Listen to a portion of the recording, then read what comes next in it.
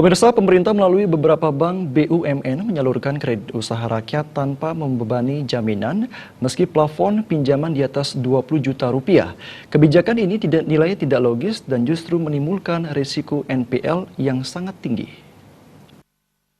Ada jaminannya itu apakah berupa Akademisi Ninengah Sri Ekayani mengatakan, pemberian kredit tanpa agunan atau tanpa jaminan sangat berisiko. Peluang yang terjadi adalah masyarakat akan menganggap pencairan kredit bagi masyarakat yang ingin berusaha ini berupa dana hibah yang membuat masyarakat tidak memiliki tanggung jawab untuk mengembalikannya.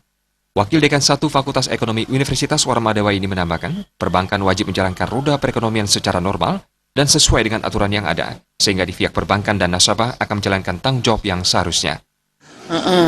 ada jaminannya itu apakah berupa aset yang ada di perusahaan itu atau mungkin semacam surat sertifikat. Kalau misalnya dia belum punya aset, ya sertifikat tanah atau mungkin apa gitu ya, minimal kan harus ada jaminan. Dan malah perbankan itu kalau yang ingin aman itu dari jumlah kredit itu jaminannya ya paling tidak ya 150% dari jumlah kredit yang dikeluarkan atau 200%. Karena kan aset itu nilainya akan menurun.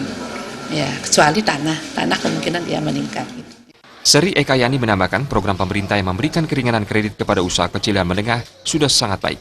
Namun aturan yang ada juga meski tetap dijalankan. Jaya dan Indrawan, Bali TV.